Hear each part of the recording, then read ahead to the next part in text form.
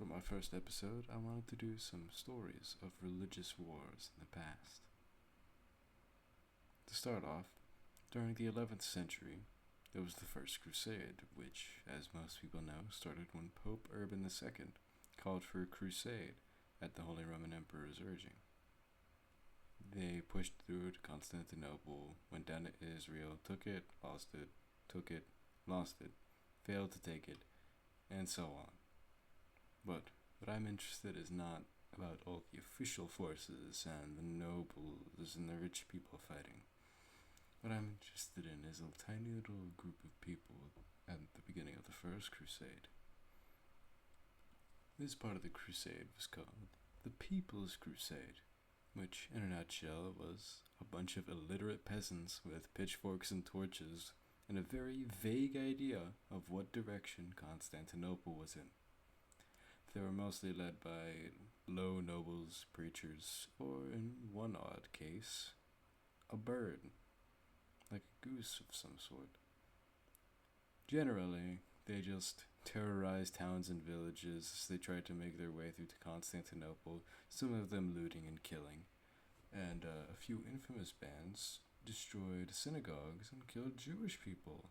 They destroyed their villages and burned them down. However, because of what they did, they were usually, a large group of them was destroyed by Hungarian forces. One group was led by a monk called Peter the Hermit, but after reaching Constantinople, they got impatient waiting for the actual military forces to arrive, and they sailed into the Middle East themselves, but they were quickly ambushed by the Ottomans and decimated. The band following the goose believed that God had blessed it to show them the way, and they made it part of the way until it died, and the group just slowly drifted apart afterwards, most of them either going home or getting imprisoned and killed. Religious wars like these spanned a large portion of history, like from 1000 all the way to 1600 even. And there was a lot of conflict between the states in Europe after the Protestant Reformation. And one well-known story of those times was that of Joan of Arc. She was a young French woman who was born in 1412. She attempted to enlist in the French army after she received visions from God. She started receiving them when she was very young, but the one that pushed her to finally try to start enlisting was when she was 13. She received a vision from St. Michael, St. Catherine, and St. Margaret, telling her to drive the English from French territory and to bring the Dauphin of Reims for his coronation. Afterwards, she made her efforts to enlist at 16 by supplicating a group of soldiers that she was partially related to.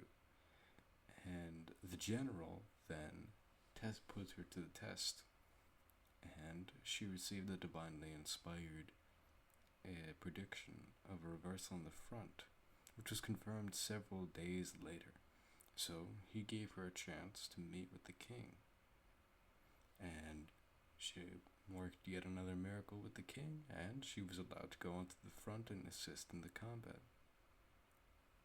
She never fought herself in the battles, but she would simply hold her banner and give nobles strategic advice, which was usually in the form of predictions, which were believed to be divinely inspired. The nobles actually made sure that she didn't receive news from the front, so that way everything she said could be taken as divinely inspired. Unfortunately, she met her end when she was captured by the English and held in prison. She was then tried at a rigged heresy trial and burned at the stake, dying at only the age of 19. But she was afterwards canonized by Pope Benedict XV and became a saint. Alright, well, thank you for watching this episode. I hope you enjoyed, or at least found it not very boring. That's all. Thank you.